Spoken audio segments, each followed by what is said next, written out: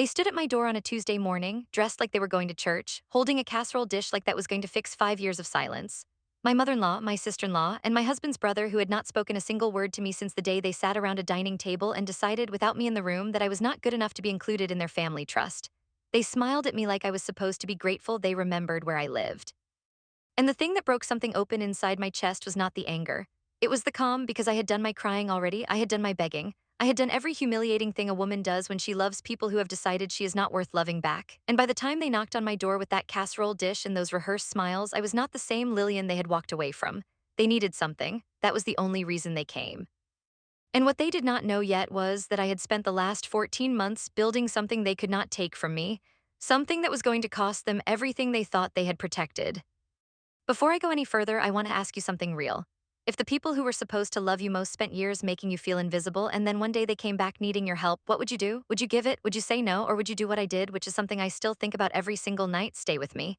Because what happened next is not what you think, and I need you to hear the whole thing before you decide how you feel about it. My name is Lillian, and I spent 11 years being the woman nobody in my husband's family ever fully accepted. I want to say that clearly at the start, because everything that follows only makes sense if you understand that I was never paranoid. I was never dramatic. I was never the problem they tried to make me into. I was simply a woman who loved a man, and in loving him, I inherited a family that had already decided before I ever sat at their dinner table that I was not quite right for their picture. My husband's name is Daniel. We met when I was 27. He was warm and generous and funny, and when I first met his family, his mother Patricia smiled at me with the full width of her face and told me I was lovely. I believed her. I had no reason not to. I had grown up in a small, quiet home. My parents were working people, not wealthy, not connected, not the kind of family that had a trust fund or a beach house or a seating chart for holiday dinners. But we were kind people. We showed up for each other. We told the truth. That was the world I came from. Daniel's family was different, and I understood that from the beginning. They had money that went back 2 generations. His grandfather had built a small manufacturing company in the late 60s, and when he died, he left behind enough that Patricia and her late husband were able to live comfortably without ever worrying about the next bill. That comfort had passed through the family like a kind of invisible entitlement, not mean-spirited, not always visible, but always present. It shaped the way they saw things, the way they categorized people, what was acceptable, what was not. I was not immediately unacceptable. That is the part that made it so confusing for so long. For the first 2 years of my marriage to Daniel, things were manageable. Patricia was cooler than her first impression, but I assumed that was just her nature. His sister Renee was polite in the way that people are polite when they have agreed between themselves to be polite and nothing more. His brother Marcus mostly ignored me, which I told myself was just his personality. And Daniel told me whenever I raised a concern that I was reading into things, that his family was just private. That it took time to get in with them, that once they really knew me, things would be different. He was wrong, but I did not know that yet. The first clear sign came at Christmas, the 3rd year of our marriage. I had spent 6 weeks planning a gift basket for each family member. This sounds small, but I put real thought into it. I researched everyone's preferences. I ordered things specifically chosen for each person. For Patricia, I found a first edition cookbook from an author she had mentioned months earlier. For Renee, I ordered a scarf from a boutique she had talked about wanting to visit. For Marcus and his wife Carla, I put together a wine and cheese selection based on a vineyard they had mentioned on a trip. I wrapped everything carefully. I drove 2 hours to the family home with Daniel on Christmas morning. When we opened gifts, Patricia handed me a small envelope. Inside was a gift card to a grocery store. Not a general department store, a grocery store, a $25 gift card to a grocery store. I did not say a word. I smiled. It hanked her. I watched Daniel get a handwritten card with a check inside. I watched Renee and Marcus receive thoughtful wrapped gifts that showed Patricia had spent real time thinking about them. I told myself it was an oversight. Maybe she had not had time. Maybe it was an accident. On the drive home, I mentioned it to Daniel as gently as I could. He told me I was making it about money. He told me his mother was generous in other ways. He told me I should focus on the spirit of the holiday. And I, who had been raised to give people the benefit of the doubt, told myself he was probably right. But I started keeping notes after that. Nothing dramatic, just small observations in a journal I kept in my nightstand drawer, dates, events, what happened, what was said, what was not said. I am not sure I even knew why I was doing it at the time. Something in me just felt that one day I would need to be able to say this was real. I was not imagining it. And real it was. Over the next 3 years, the pattern became impossible to unsee. I was never introduced at family events the way the other spouses were. When Patricia hosted parties for her friends, Renee was always presented by name and profession. Carla, Marcus's wife, was introduced with warmth and a story attached. I was Daniel's wife, just Daniel's wife, no name, no story, no warmth.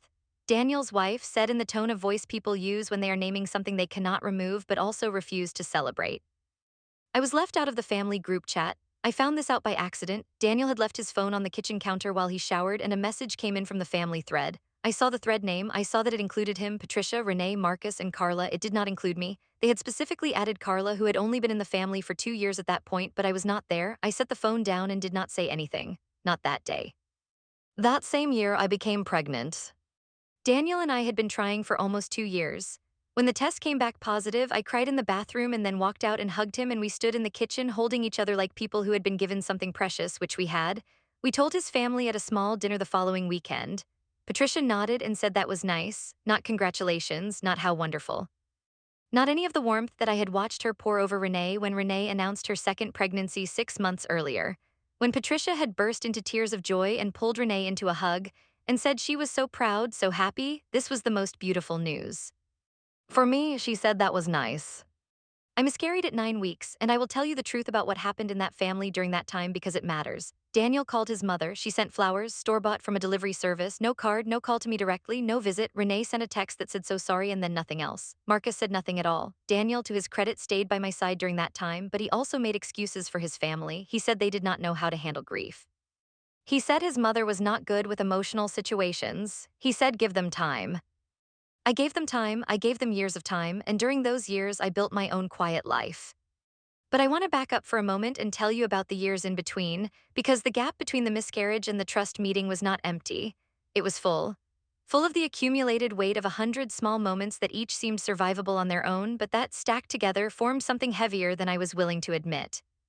There was the Thanksgiving the year after the miscarriage when Renee's husband gave a toast at the family table and thanked everyone for being a source of strength and love that year and listed each person by name and did not say mine.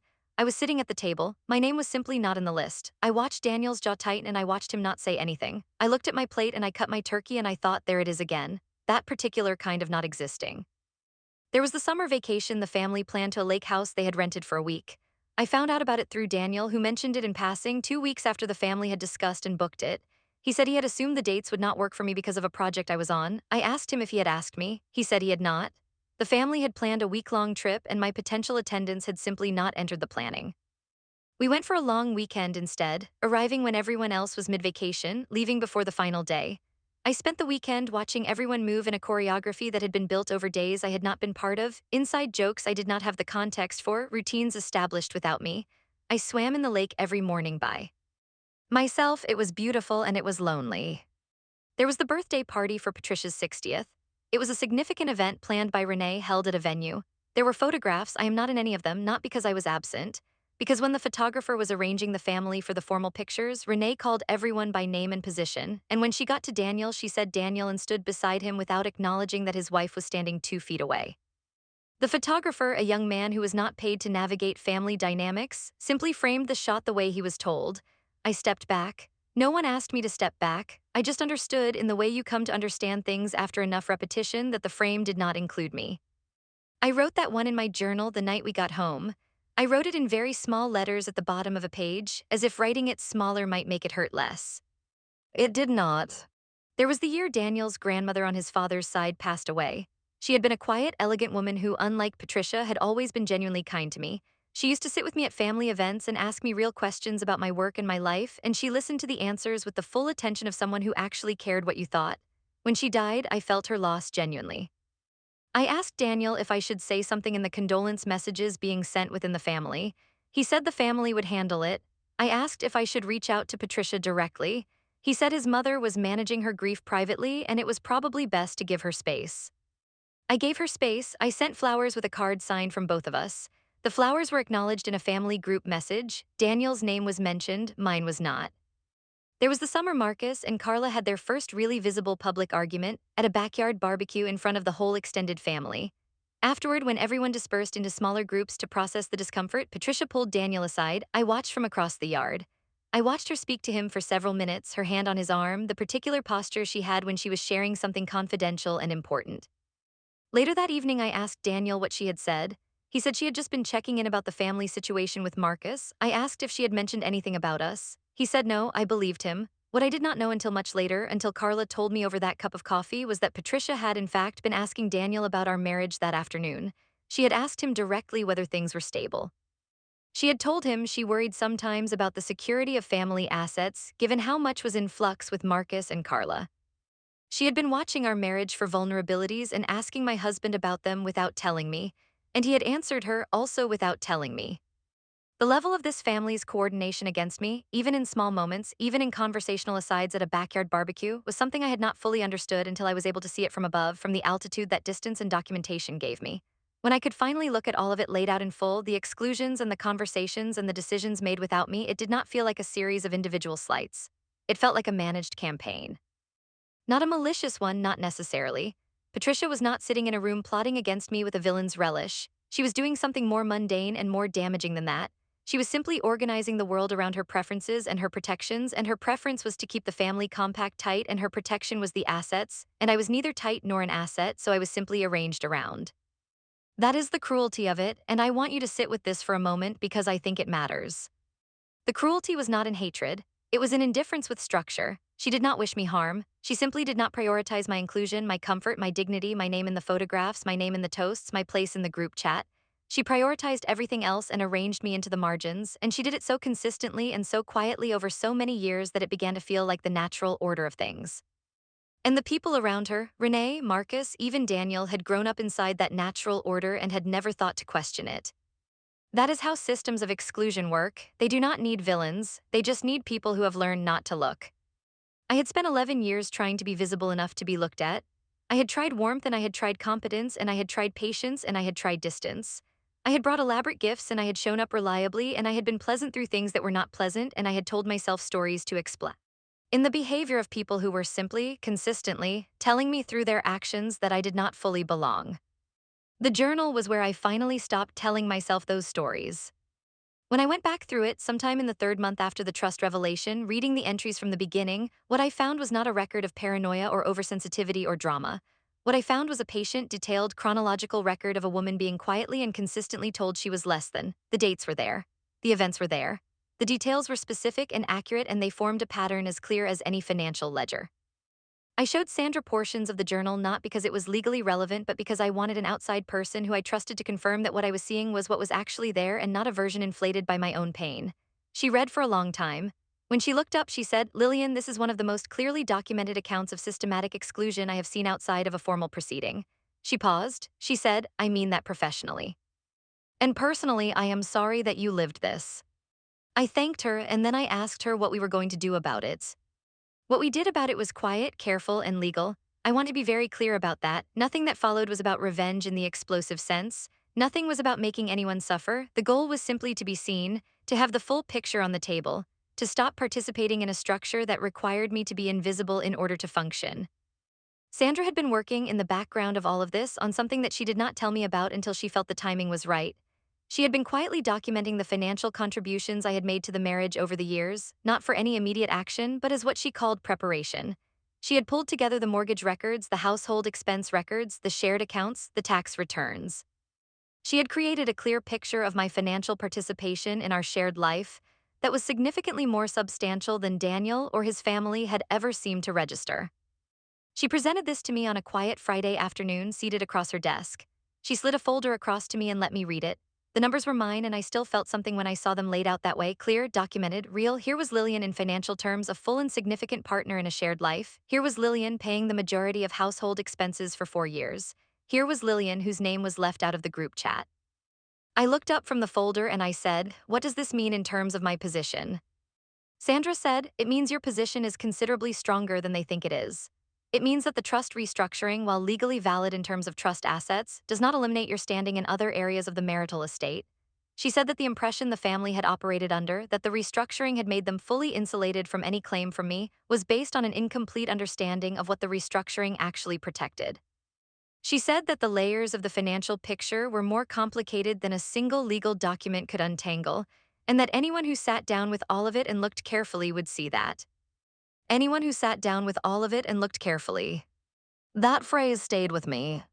And then 6 weeks later, Patricia called Daniel and asked if I could help with the financial documentation, and I understood, sitting on my porch with my coffee, that the moment Sandra had been preparing for had arrived. Not because I had manipulated it, not because I had engineered it. It had arrived because systems built on incomplete pictures eventually encounter the full picture. It had arrived because Patricia had structured everything around the assumption that I would never have full access or full knowledge. And that assumption had been wrong from the moment I started keeping that journal in my nightstand drawer. The preparation had been mine, the moment was now. And I was ready. I had been working as a mid-level project manager at a logistics company for several years when the miscarriage happened. Afterward, I threw myself into work in a way I had not done before, not out of ambition, not at first, but out of necessity. I needed somewhere to put the energy that grief and disappointment had left with nowhere to go. I started taking on more projects. I started developing systems that my company had not had before. I started to see that I had real skills, not just the ability to get things done, but the ability to see how things fit together, how processes could be made more efficient, how the right structure could save a company a significant amount of money. Within 3 years, I had been promoted twice. By the time I was 35, I was a senior director. I was earning more than Daniel, not significantly more, but more. And this, I would later learn, had become a point of conversation in the family group chat I was not part of. The trust happened when I was 36. This was the moment that changed everything. Not immediately, not all at once, but it was the moment I look back to now and understand as the turning point. Daniel's grandfather, before he died, had set up a family trust.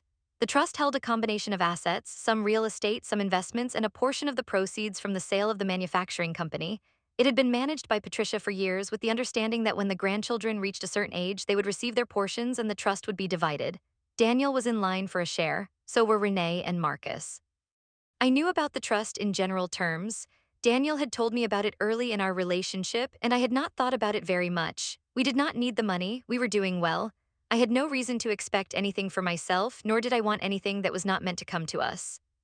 What I did not expect was that a decision would be made, without my knowledge, to structure the trust in a way that specifically excluded any transfer of assets to spouses. I found out by accident. Daniel came home one evening looking tense in the way he gets when he has been holding something all day and running out of room for it. He told me over dinner that he had met with the family attorney that afternoon. He said there had been a meeting, a family meeting about the trust. I asked why I had not been invited. He said it was a family matter. I asked if I was not family. He said of course I was, but the trust was specifically about blood relatives and their direct inheritance. I asked him what had been decided.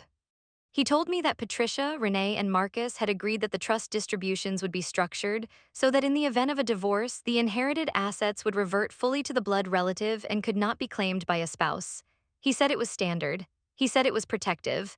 He said it was not about me personally. I asked him if he had agreed to this. He looked at the table for a moment, then he said yes. He had sat in that room with his mother and his brother and his sister and an attorney, and he had agreed to a legal structure that was specifically designed to protect against me. Not him, me, and he had not told me before it happened. He had not consulted me. He had simply attended the meeting, signed what they asked him to sign, and come home carrying the weight of it. I did not scream, I did not throw anything. I sat very still at our dinner table and I asked him to explain to me slowly and clearly exactly what had been decided. He explained, I listened. And then I asked him one question, the only question that really mattered to me in that moment. I asked him whose idea was it to structure it that way. He was quiet for a long time. Then he said his mother had suggested it after Carla and Marcus had started having problems, that she had said it was only prudent to protect the family assets in case any of the marriages did not last. Any of the marriages, including ours, including the marriage he and I had built together for 8 years at that point. His mother had looked at our marriage and seen something fragile enough to protect against. And he had let her.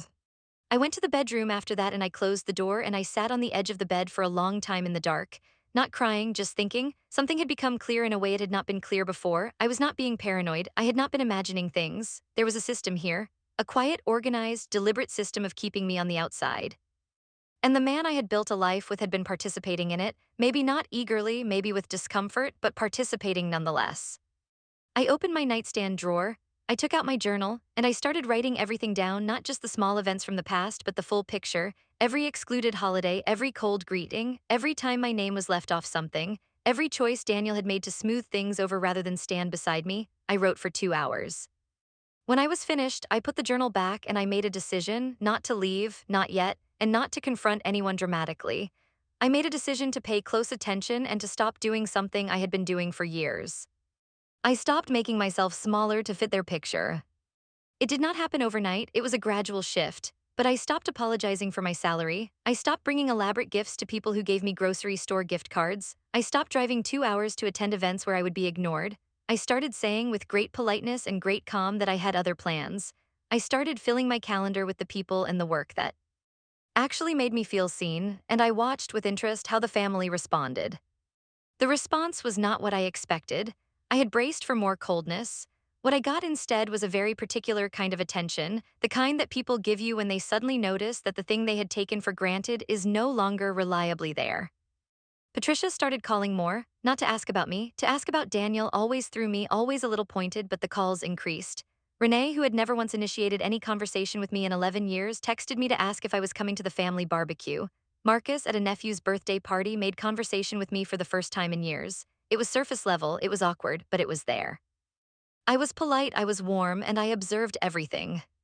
What I did not know yet was that something much larger was beginning to fracture underneath the surface of that family, and that the fracture had started long before I noticed it. The first indication came from an unexpected source. Carla, Marcus's wife, sent me a message one afternoon. We were not close. We had been pleasant to each other at family events, but we had never had a real conversation. The message was short. It said, "Lillian, I know we've never really talked, but I think there's something you need to know. Can we get coffee?" We met 3 days later at a cafe near her office. What Carla told me over 2 cups of coffee rearranged almost everything I thought I understood. She started by saying that she and Marcus were formally separating. I expressed sympathy. She thanked me and then said that the separation had taught her some things about the family that she wished she had known sooner. She said she was telling me because she felt guilty for not speaking up earlier and because she thought I deserved to have the full picture. Carla told me that the trust restructuring had not been triggered by her and Marcus's problems, as Daniel had been told. The decision to structure it against spouses had been made nearly 2 years before Marcus and Carla started having difficulties. It had been made specifically because of me, because of my salary. Because Patricia had decided, after I received my second promotion, that if Daniel and I ever divorced, I would be in a strong enough financial position to make a claim against his assets, and she wanted the family money protected from that outcome. She had told Marcus and Renee this directly. She had said she liked me well enough as a person, but that she did not trust anyone who came from outside the family with that kind of money at stake. I sat with that for a moment, then I asked Carla how she knew this. She said she had heard Patricia say it. She said she had been in the kitchen at the family home when Patricia and Renee were talking and they had not realized she was there. She had heard the whole conversation. She had said nothing at the time because she was new to the family and afraid to make waves. But after what Marcus had put her through during their separation, she had decided she no longer cared about making waves. I thanked Carla, I drove home, I sat in my car in the driveway for a long time. Then I called my lawyer. I had worked with an attorney the previous year on some contract matters related to a consulting arrangement I had taken on the side. She was smart and direct, and I trusted her. I called her and said I needed to understand something about marital property law and trust structures. We made an appointment for the following week. In the meantime, I continued to behave exactly as I had been behaving. Calm, polite, present when it suited me, absent when it did not, nothing that would signal anything had changed. The appointment with my attorney, whose name was Sandra, was one of the most clarifying conversations of my adult life. Sandra explained to me that the trust restructuring, while legal, had been built on a specific assumption, that I would never have legal grounds to challenge anything. She explained that in the state where we lived, certain contributions to a marital household could, under the right circumstances, be relevant to financial settlements even when trust assets were specifically excluded. She also pointed out that because I had been contributing to household expenses for years, including mortgage payments on a home that Daniel had purchased with a combination of personal savings and a down payment that included a sum from his family, there were financial entanglements that were worth examining carefully. She asked me to bring documentation, bank records, mortgage records, any shared financial accounts, any records of major purchases or expenses I had covered either alone or jointly. I went home and I opened my laptop and I started pulling documents. And what I found, laid out clearly in bank records and expense records that I had kept organized over the years, was a picture that surprised even me. For the last 4 years of our marriage, I had been paying 60% of our household expenses. Not because we had agreed to that arrangement formally, but because it had shifted that way gradually and I had never thought carefully enough about it. I had a higher income, I had started covering more. Daniel had been contributing to what I later understood was a savings account I was not fully aware of. Not a secret account, not hidden exactly, but separate. Something he had started after the trust restructuring, something he had not discussed with me. When I asked him about it carefully and without accusation, he said he had been saving for something he wanted to invest in. A business opportunity that Marcus had told him about. I asked for details, he was vague. I pressed gently. He admitted after a long, uncomfortable pause that he had put $50,000 into an investment that Marcus had arranged, which had not performed the way they expected. He had lost the money, or most of it, and he had not told me, not when it happened, not in the months since. He had just kept going, kept coming home, kept behaving as though our financial life was exactly what I thought it was. The investment loss was not devastating to us overall, we were stable, but it was not the money that broke something, it was the silence. The same silence I had been living with for 11 years. The same system of keeping information from me, of making decisions about our shared life without including me, of treating me like someone to be managed rather than a full partner. I did not confront him immediately this time either, I called Sandra instead. She listened, then she said something I will never forget. She said, "Lillian, I want you to think carefully about what you want your life to look like in 5 years, not what you want to avoid, what you want it to look like. Because what I'm hearing is a pattern, and patterns do not usually change unless something significant forces them to." I went home that night and I thought about it. I thought about it for several nights. And somewhere in that thinking, I arrived at a clarity that I had been circling for years without ever quite reaching. I had been begging for a seat at a table that had never been set for me. Not with words, not literally, but with every gift I had brought, every event I had attended, every concern I had softened, every hurt I had swallowed, every excuse I had accepted, I had been begging. And the begging had gotten me a grocery store gift card and a trust restructuring and a husband who lost $50,000 and said nothing. I made an appointment with a therapist named Dr. Osei. I had never been to therapy before. I had always believed in the way that people raised in practical households believe that you dealt with your own problems through good sense and hard work. Dr. Osei gently and thoroughly dismantled that belief over the course of about 3 sessions. She helped me see not just the pattern in my marriage, but the much older pattern underneath it, the way I had been trained, by love and by the desire for love, to shrink myself to fit spaces that were too small for me. I started with her help to think about what full-sized Lillian looked like, what she wanted, what she would no longer accept. While I was doing that quiet internal work, things in the family were accelerating in ways I had not expected. Marcus and Carla's separation became a formal divorce. The terms were, by all accounts, extremely contentious. Carla had her own attorney and was not willing to simply walk away. Marcus, who had spent years assuming that the trust restructuring had made the family assets untouchable, found himself in the middle of a legal process that was significantly more complicated than he had anticipated. Carla's attorney was very good at identifying the portions of their shared financial life that were not protected by the trust. Patricia, who had orchestrated the trust restructuring specifically to prevent this kind of outcome, was watching it happen anyway. And she was panicking. I learned about the panic gradually through Daniel, who was suddenly talking to me more openly than he had in years.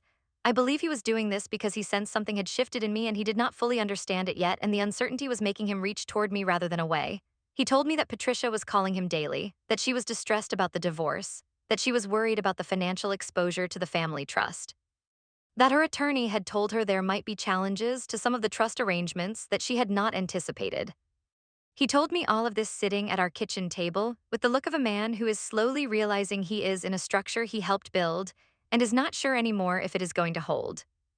I listened, I asked careful questions. I did not tell him what I knew from Carla, I did not tell him what I had been building with Sandra. I just listened and I watched him and I tried to understand what he was actually saying underneath what he was saying. What I heard underneath his words was fear. His family's financial structure, the thing they had organized their entire sense of security around, was shaking, and he did not have a plan. He had trusted his mother to have a plan. He had trusted that the systems she built would hold, and now they were not holding in the ways she had promised. And then came the phone call that changed the temperature of everything. It was a Saturday morning in March. I was drinking coffee on the back porch and reading. Daniel came outside with his phone in his hand and a look on his face I had not seen before. He sat down across from me and said that his mother wanted to come over. I asked when. He said this afternoon. I asked why. He was quiet for a moment. Then he said she wanted to talk to both of us, that she needed help with something and she thought I might be the right person. She thought I might be the right person. 11 years of grocery store gift cards and family group chats I was not in, and trust restructurings designed to protect against me, and now Patricia thought I might be the right person. I looked at Daniel steadily and I asked him what she needed. He told me that Patricia was trying to reorganize her assets in response to the divorce proceedings involving Marcus and Carla. That Carla's attorney had found a way to challenge the trust structure on the basis of certain marital contributions that had not been accounted for. That Patricia needed someone who understood financial structures and operational systems to help her document and organize several years of financial records in a way that would support the trust's legal defensibility. Her usual financial advisor had retired, the new one was not up to speed quickly enough, and the attorney had said the strongest position would require someone who could analyze complex financial documentation and present it clearly. Daniel said his mother had asked him if he knew anyone with that kind of expertise, and he had apparently told her that his wife had been doing exactly that kind of work for years. His wife, the woman they had restructured a trust to protect against, the woman who had never been properly introduced at a single family party, the woman whose name they had left off the group chat while including Carla, who was now suing them. I put my coffee cup down very carefully on the table. I told Daniel I would think about it. He looked relieved. He said thank you and he went back inside. And I sat on the porch for a long time, watching the morning move, and I thought about the next move with the full clarity of a woman who had spent 14 months quietly building exactly the position she was now standing in. I called Sandra that afternoon. I told her what Daniel had told me. She was quiet for a moment, and then she made a sound that might have been a laugh. She asked me what I was thinking. I told her I was thinking it depended on what kind of access to financial documents this arrangement would give me. She said, exactly. She said that if I agreed to help, and if that help required me to review the family's financial records in detail, I would see things that might be very relevant to the situation she and I had been working through for the past several months. She said the timing was, to put it plainly, interesting. She told me to agree. She told me to document everything I saw. She told me to be professional, thorough, and completely above board because what I was doing needed to be clean, not revenge, not sabotage. Just honest, skilled work that happened to illuminate the full picture of a financial structure that had been designed in part against me. Patricia came over that Tuesday. She wore a pale blue blouse and brought the casserole dish. The meeting in my living room was not the most dramatic moment of my life. I want to be clear about that because the way these things feel in the anticipation is never quite the way they feel in the reality. In the anticipation, I had imagined something cinematic. Some moment of visible reckoning where faces crumpled and voices broke and years of accumulated wrong were acknowledged in one powerful surge of justice. What I got was quieter than that, and it was better than that because quiet things tend to last longer than dramatic ones.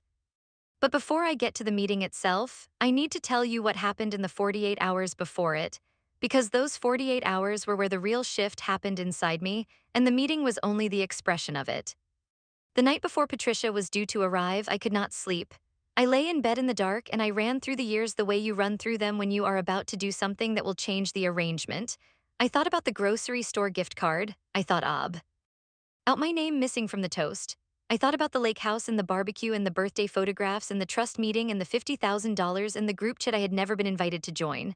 I thought about my miscarriage and the flowers with no card. I thought about Carla at the cafe. I thought about Sandra across her desk with the folder. I thought about Dr. Oz asking me what I wanted my life to look like in 5 years. I thought about Dr. Patel and Daniel saying in that careful therapy room that he had always known and had been afraid. And then I got up. I went to the kitchen and I made myself a cup of tea, and I sat at the table where Daniel and I had eaten thousands of meals, and I opened my journal, not the one from the nightstand, but a new one I had started during the separation, and I wrote down in a single entry what I needed from the next day. Not what I wanted to happen to Patricia, not what I wanted to take back or punish or expose, what I needed for myself from the experience. What I wrote was this: I need to be seen as a full person in that room. I need to speak the truth of what I know without apology. I need to be the most competent person at the table, and I need to let that speak for itself. I need to leave that meeting knowing that I have been honest, that I have been clear, and that I have not made myself small for anyone in that room. I put the pen down, I drank my tea, I went back to bed, and I slept. The next morning I got up early and I dressed the way I dress for important professional presentations, which is carefully and well and in a way that communicates that I take myself seriously and expect others to do the same. I made good coffee. I set out the printed report. I reviewed my notes one final time. And then I waited, and she smiled at me with something that was not quite warmth but was trying to approximate it. She thanked me for making time. She said she had always thought I was very capable. She said that Daniel had told her wonderful things about my work. She said the situation with Marcus and Carla was very stressful and that she hoped I could help the family navigate it. The family. I poured her coffee and I nodded and I said I was glad to take a look and see what I could do. I did not remind her of any of it. I did not mention the gift card or the group chat or the trust meeting I had not been invited to. I was entirely professional, I was entirely pleasant. And I watched something in her shoulders relax because she had expected resistance and instead she got helpfulness and she did not understand yet that the helpfulness was not the same as forgiveness. She gave me access to the financial files that weekend, digital access through a shared folder system, years of records, bank statements, trust documentation, property records, investment accounts, expense logs. I spent the following 3 weeks going through every document with the focused attention of someone who has done this kind of work for years. And what I found was both more and less than I expected. The trust itself was legally structured well, Patricia had used a competent attorney, the protections were real, but in the execution over years of management there were inconsistencies, transfers that had not been documented cleanly, expenses charged to the trust that were personal rather than trust-related. And most significantly, there was a series of payments, made over several years, that appeared to have come from trust funds and been directed toward expenses that benefited specific family members personally, including a down payment contribution toward a property that Marcus had purchased. The same Marcus who was now in a divorce proceeding where his financial records were being examined. I documented everything, cleanly, professionally, in a format that was clear and organized and legally useful. I prepared 2 versions of the report. One version presented the records in the most favorable light available, emphasizing the trust's overall integrity and the legitimate protections it offered. The other version was a complete accounting, which noted every inconsistency and unexplained transfer, documented clearly and without editorial comment. I met with Sandra before I did anything else. She looked at both versions for a long time. Then she looked at me. She said, "You did not do anything wrong here. You reviewed records you were given legitimate access to. You documented what you found." She said the second version was simply a complete and accurate accounting, which was, in fact, what Patricia had asked me to produce. She said the question was not whether to share it, the question was when and with whom. I thought about that for a few days. I talked to Dr. Osei. I called Carla not to share documents with her but to ask her one question. I asked her if she had a good attorney. She said yes. I said good. I said she should make sure her attorney knew to Rick. Sent complete financial records from the trust, not summaries, not representations, the actual records. She was quiet for a moment, then she said she understood. I arranged a meeting with Patricia, Renee, and Daniel. Marcus was not invited because his interests were now legally adverse to the trust. We sat in my living room on a Thursday evening, Patricia and Renee on the couch, Daniel in the chair beside me. I had my laptop open and a printed version of the report on the coffee table. I walked them through the first version, the favorable one. I explained what the trust had going for it legally. I explained where its protections were strong.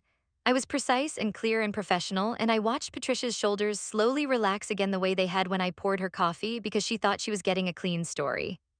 Then I turned the page. I told them that a complete accounting had also been necessary per standard documentation practice and that I wanted to walk them through some inconsistencies that had come up in the records. I was calm. I did not raise my voice. I went through each item with the same clinical precision I would have used in any professional setting, transfers without documentation, expenses that did not align with trust purposes, the payment toward Marcus's property. By the third item, Renee had put her hand over her mouse. By the fifth, Patricia had stopped looking at the report and was looking at me with an expression I had never seen from her before. It was not anger. It was not embarrassment. It was something closer to the look of a person who has just realized that the situation they thought they were controlling had not been in their control for quite some time. I finished the walkthrough. I closed the laptop.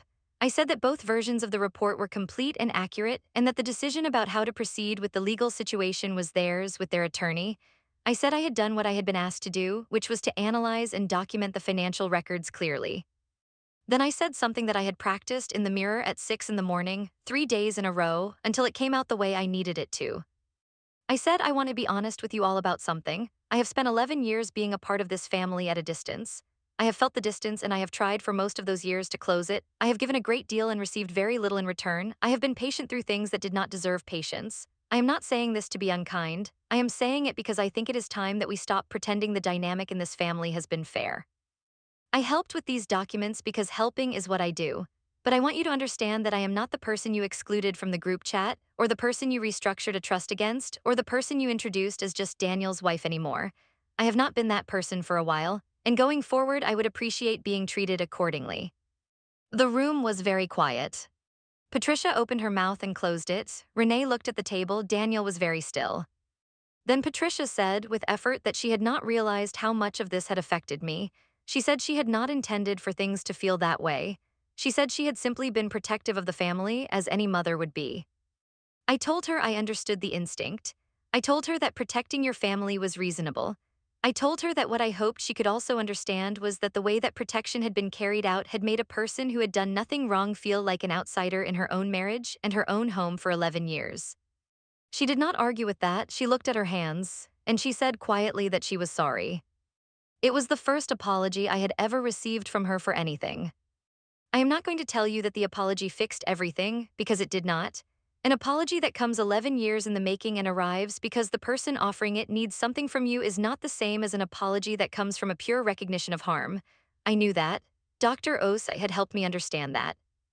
But I also knew that it was the first real thing Patricia had said to me in all the years I had known her, and that had to count for something, even if what it counted for was not what I once would have hoped. I told her thank you, and I meant it. The fallout from that meeting and from the legal process that continued over the following months was significant. Carla's attorney did request complete records. The accounting I had prepared, which I had not shared with Carla directly, became accessible through the legal discovery process because Patricia's own attorney had to disclose it once it had been formally prepared as part of the trust documentation. I had done nothing illegal. I had done nothing improper. I had simply done the work I had been asked to do and done it completely. The trust faced a challenge that required a restructuring. Some assets that had been directed toward Marcus's personal benefit, including the property contribution, had to be accounted for in the divorce settlement in ways that Patricia had not anticipated.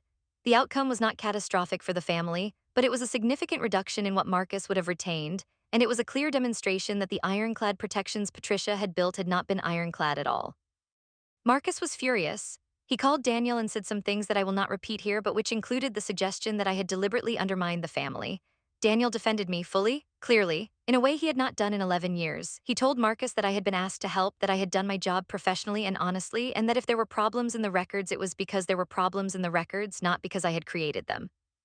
I stood in the doorway of our bedroom and I listened to that phone call, and I felt something complicated, not triumph, not vindication exactly, something quieter, something more like the sound of a door closing on a version of my life that I had been ready to leave for a long time. Because the truth was, my work with Sandra had continued. Daniel and I had been in couples therapy with Dr. Osei's recommendation since January. The conversations we had been having in those sessions were the most honest conversations of our marriage. Daniel had said things he had never said before. He had acknowledged with real difficulty and real pain that he had chosen comfort and family loyalty over honesty and partnership more times than he could count. He had said he did not know how to be different with his family. He had said he was afraid of them, in the way that children who grow up inside a particular kind of power structure are afraid of it even when they are adults. I heard him, I did. But hearing someone and choosing to stay are not the same thing. And by the spring of that year, I had made a decision that I had been moving toward for a long time. I told Daniel I wanted a separation. Not a divorce immediately, a separation. I wanted space and time and honesty about what we were doing because what I had learned over the past 18 months was that I had been in a marriage that was only partially real. The love between Daniel and me had been real, but the partnership had been fractured in a way that I could not pretend was simply something we had not noticed. He had participated in that fracturing. Not with malice, but with a passivity and a misplaced loyalty that had cost me years of my dignity. He was devastated. He asked me to give us more time. He said he had changed. He said the couple's therapy had changed him. I told him I believed that he believed that. I told him I needed to find out who I was when I was not organizing myself around him and his family. I told him that if there was still something real between us worth returning to, we would both know that better from a distance than from within the structure we had built. He moved into an apartment in April. I stayed in the house. Sandra had made sure months earlier that my financial contributions to the home were thoroughly documented. The house situation was resolved fairly. Daniel agreed to terms that Sandra described as reasonable and that I experienced as simply fair, which is all I had ever asked for. Renee called me 2 weeks after Daniel moved out. She called from her personal phone, not the family line. She said she had been thinking about a lot of things. She said she knew she had not been kind to me. She said she had been afraid for years that if she got close to me it would create a conflict with her mother, and she had not had the courage to handle that conflict. She said she was sorry for it. She said she did not expect me to forgive her immediately, but that she hoped, one day, we could have a real conversation. I said I appreciated that. I said I was open to it. I meant both things. Carla and I stayed in touch. She had moved to a different city after her divorce was finalized and was building her own new chapter. We texted sometimes. She said the coffee meeting had been one of the better decisions she had made in a difficult year. I agreed. Patricia did not call for several months. When she finally did, it was a short call. She asked how I was. I said I was well. She said she hoped Daniel and I would find our way back to each other. I said I hoped for good things for everyone. She was quiet for a moment and then she said she wanted me to know that she had done a lot of thinking. That she had talked to her priest and to her own therapist. Apparently she had started seeing one in the spring, and that she understood now that she had hurt me in ways she could not undo but that she wanted to do better. Not because she needed something from me, just because it was the right thing. I believed her, not completely, not uncritically, but I believed that she was saying the truest thing she knew how to say, and I was willing to hold that for what it was. Before I get to the ending, I need to take you back to the weeks between Daniel moving out and the final conversation with Patricia, because those weeks contain something that I have not talked about yet, and without it, you will not fully understand what the piece at the end actually cost me, and why it matters that it costs something. The separation hit Daniel harder than I expected. I want to be fair to him here because he is a complicated person and this is a complicated story, and I am done with the version of this where he is simply the villain. He was not a villain. He was a man who had been shaped by a family that operated through unspoken rules and quiet pressure, who had never had a single relationship in his life where full honesty was expected and safe, and who had made choices that hurt me not out of cruelty, but out of a deep and practiced habit of smoothing things over rather than standing in the friction. That does not excuse the 11 years.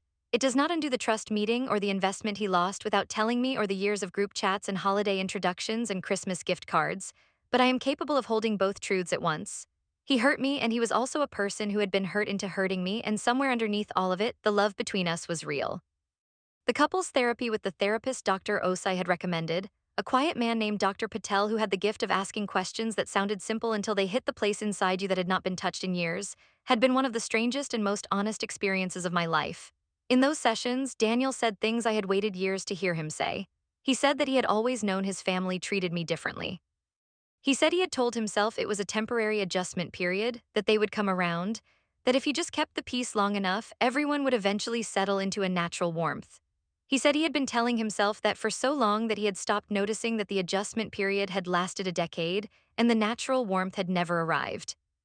He said he was sorry, not once. He said it in different ways over different sessions, working his way through the different things he was sorry for, the trust meeting, the investment, the silences, the way he had made me feel that my concerns were overreactions. Each time, Dr. Patel would let the apology sit in the room for a moment and then ask Daniel what he thought had made that particular thing feel like the right choice at the time. And Daniel would answer, slowly and honestly, and the answer was almost always some version of the same thing. I was afraid of my family. I had always been afraid of my family, and I did not know what to do with that fear except to try to manage everything so that no conflict ever fully surfaced. The problem with never letting conflict surface is that it does not go away, it just goes underground. And things that go underground tend to come up eventually through routes you did not choose and at moments you did not pick. I had been one of those routes.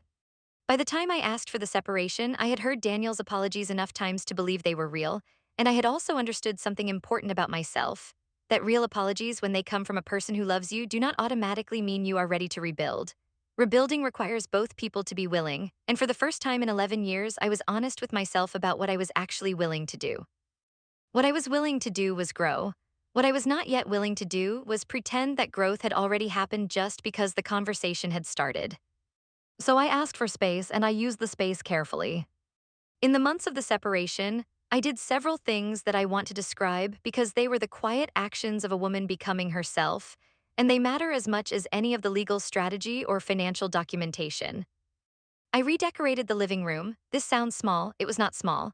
That living room had been furnished around Daniel's preferences, his mother's aesthetic, the accumulated residue of 11 years of compromise. I cleared it out and I started over. I painted one wall a deep emerald green that I had always loved and that nobody in the family would have approved of. I bought a reading chair that was purely for me, positioned to face the window that looked out into the garden. I hung photographs I had chosen, of places I had traveled before Daniel, of people who had loved me cleanly and without conditions, of a photograph my mother had taken of me when I was maybe 7 years old, standing in our backyard with the full confidence of someone who had not yet learned to be small. I started cooking meals I actually wanted to eat, not balanced meal plans designed around another person's preferences. I started calling my own friends more, the women I had let the busy years drift me away from, the friends who knew me before the marriage. One of them, a woman named Joy who had been my best friend through our 20s, said something to me on the phone one evening that has stayed with me. She said, "Lillian, I have missed your laugh. It's been such a long time since I heard your real laugh." I sat with the phone in my hand for a moment after she said that, because I had not noticed that my laugh had changed. But I knew, the moment she said it, that she was right. I started laughing more. I am not sure how else to explain it. Something had been released. Professionally, the period of the separation was the most productive stretch of my career since my first promotion. With the mental space that had previously been consumed by navigating the family dynamic now freed up, I found that I had a clarity and a focus I had not had in years. I took on 2 new consulting projects.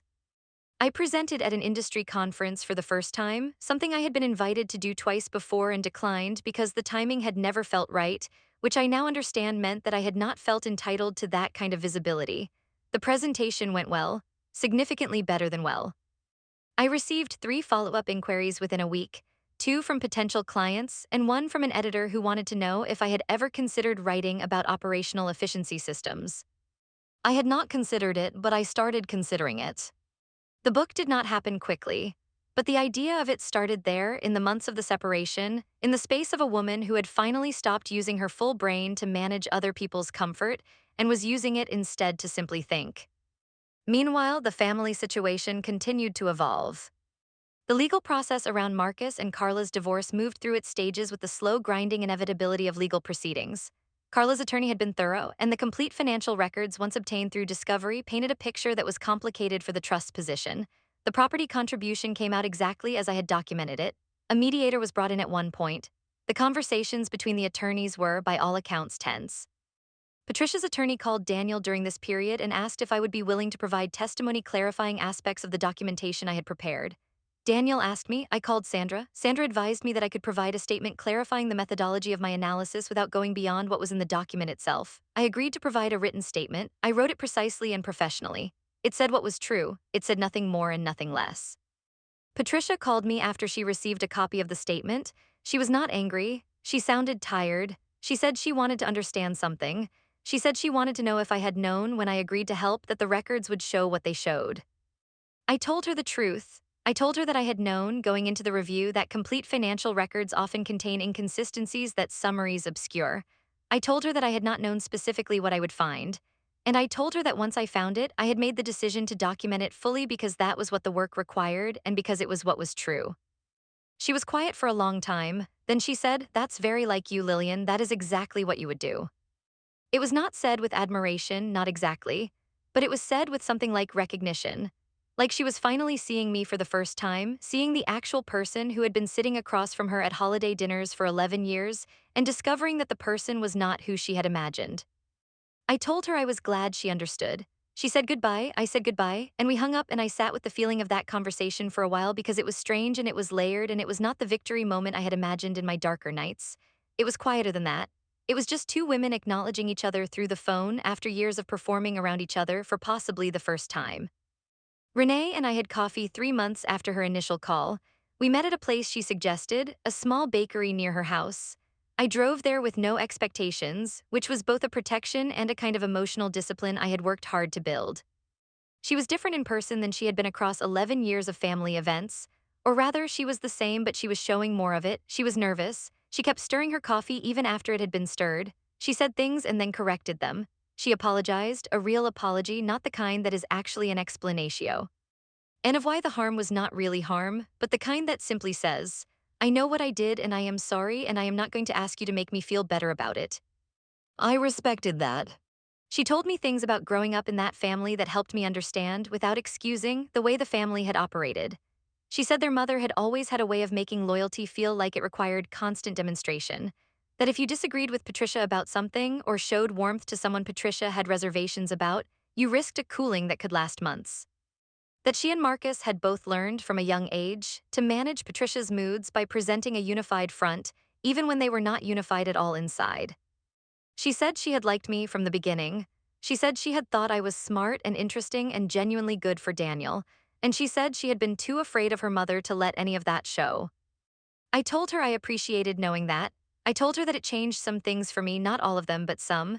The years of coldness had been real and the damage had been real, and knowing now that it came partly from fear rather than from pure contempt did not erase it but did make it a slightly different shape, something I could hold differently. We talked for 2 hours. At the end, she asked if I thought Daniel and I would get back together. I told her honestly that I did not know. I said I was not close to it, but that I needed time to be sure of who I was on my own before I could be sure of anything else. She said she understood. She said she hoped whatever happened that we would stay in each other's lives. I said I would like that. And I meant it carefully, not naively, but genuinely. Daniel and I are still in a place of careful honesty. The couple's therapy continued even through the separation, which is unusual, but Dr. Patel suggested it and we both agreed. The sessions have moved into a different register, less excavation of the past, more conversation about what is possible from here and whether what is possible is something both of us actually want. I do not know the answer to that yet, neither does he. We are both trying to be honest about what we know and careful about what we do not. What I can tell you is that for the first time in 11 years, we are talking, not managing, not performing, not smoothing, actually talking. And whatever comes from that, whether it is a rebuilt marriage or a clean and respectful ending, it will be real, it will be chosen. It will not be something we fell into because neither of us had the courage to ask for something better. The book proposal, the one that started as an idea when an editor contacted me after my conference presentation, became a real thing about 8 months after the separation began. It is not about my marriage. It is about operational strategy and organizational efficiency, which is what I have spent my career doing. But in writing it, I found that the things I know about how systems work and what makes them fail are things I learned not only in conference rooms and logistics meetings, but also in 11 years of watching a family run on unspoken rules and protected silences, and the carefully maintained image of unity over the reality of dysfunction. The book is not about that, but I am smarter than I would have been because of it. My mother called me one evening during the writing of the book proposal. My mother is a woman of very few extra words and very clear sight. She had known for years that something was not right in the family I had married into. She had said so exactly once early in my marriage, and when I had assured her things were fine, she had not raised it again. She trusted me to find my own way. On this particular evening, she asked me how I was doing, and I told her truly that I was doing better than I had in years. She said she was glad. She was quiet for a moment. Then she said, "Lillian, I always knew you would figure it out. I just wished it hadn't taken so long." And I said, "Me too, Mom, me too." We laughed, and Joy was right. It was my real laugh. There is something I want to say about Daniel that I have been carrying throughout this telling, and that I think needs to be said directly. Because if I tell this story and leave him only as the man who failed me, I am doing the same thing to him that was done to me, which is flattening a complicated person into the version of them that serves the narrative I want to tell. Daniel was not a bad man. He was an imperfect one in ways that had significant consequences for me, and for years I bore those consequences quietly and alone, and that was wrong. But in the months following the meeting in my living room, something in him did shift in a way that was real and visible and consistent. He did not perform the shift. He did not announce it and then return to old habits when things settled. He showed it in the small, specific way. As that real change shows itself. He called his mother less. He was more present in our conversations. He started, for the first time in our marriage, asking me about my work not as a social courtesy but with genuine curiosity, as if he had finally understood that the woman he had married was interesting and capable and worth actually knowing. He started standing up in ways that had previously felt impossible for him. When Marcus, in one of his bitter post-divorce phone calls, said something about me that crossed a clear line, Daniel did not smooth it over. He told his brother that what he had said was not acceptable and that he would not be having a conversation where I was spoken about that way. Marcus hung up. Daniel did not call back to apologize or to negotiate. He sat with the discomfort of having held a boundary with his brother for the first time in his adult life, and he did not collapse under the weight of it.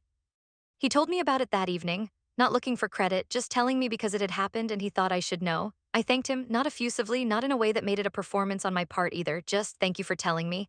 And I could see in his face that he understood what I meant, which was not "thank you for being a hero," but "thank you for being, finally, what you should have been." These shifts did not automatically solve the question of whether we would put the marriage back together. That question stayed open longer than either of us expected. We continued therapy. We continued talking. We spent time in each other's company that was chosen rather than obligatory, which is a small distinction that turned out to matter enormously. When you stop being with someone out of inertia and start being with them out of actual choice, you learn something real about whether the thing between you is worth choosing.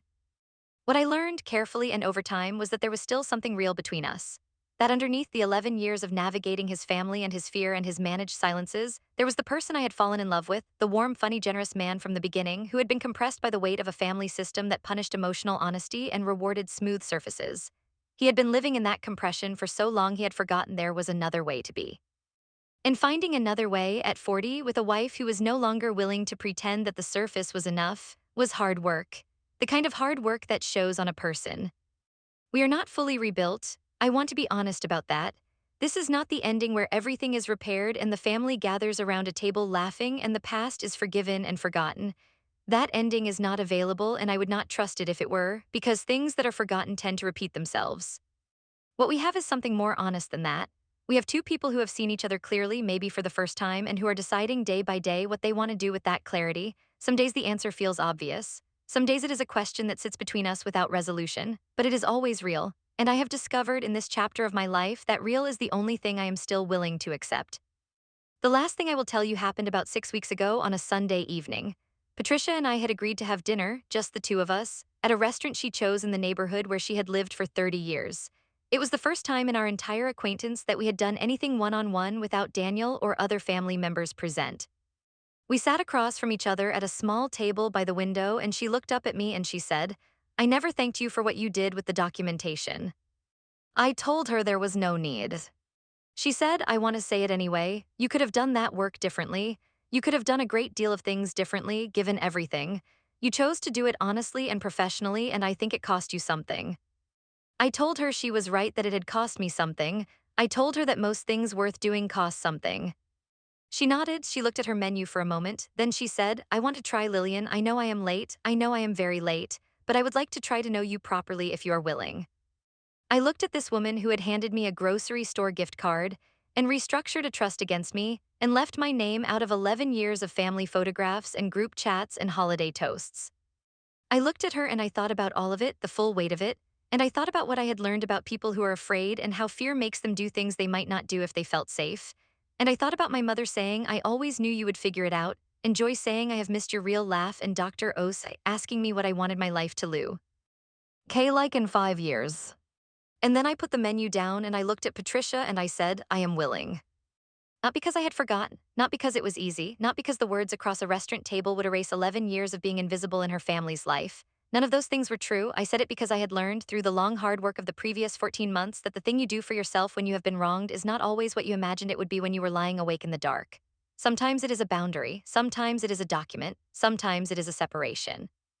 And sometimes, when the person has done the genuine work of arriving at real recognition, it is the willingness to try something new. Not naive, not without memory, but open. Open is different from small. I had spent 11 years making myself small. I was done with small. What I was choosing now was open, with eyes clear and hands steady and the full knowledge of who I was and what I had built and what I would and would not accept going forward. Open on my terms in my emerald-walled house, with my real laugh and my book and my lawyer and my journal and the Saturday morning coffee that belonged to no one but me. The emerald wall stayed. Daniel said he liked it. I believed him. That is the ending, not triumphant, not tidy, just honest and earned and mine.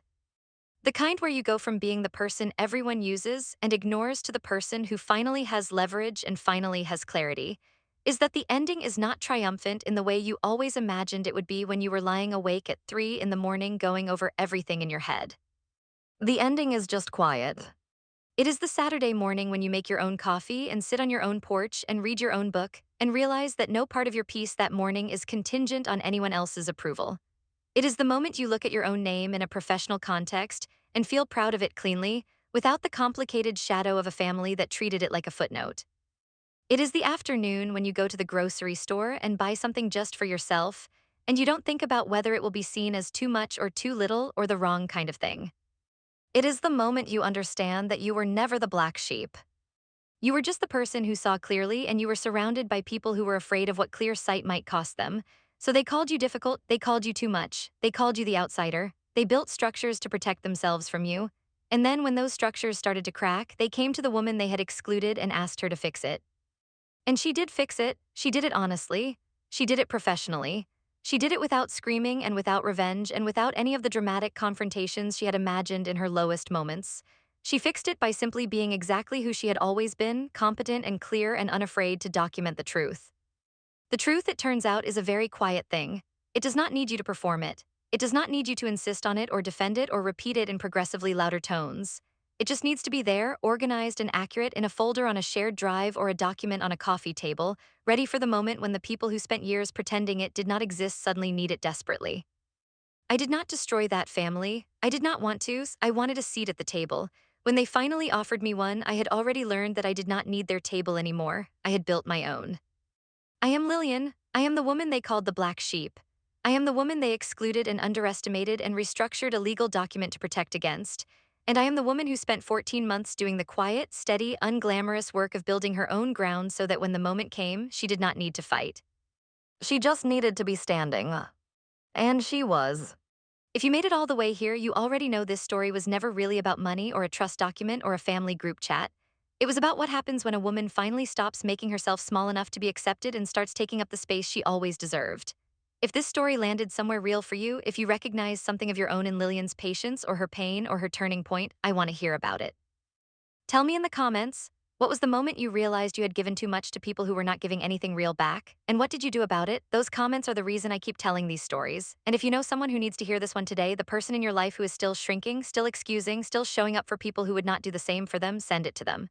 Sometimes the most important thing we can do for someone we love is let them know that their patience has a limit and that the other side of that limit is the life they actually deserve.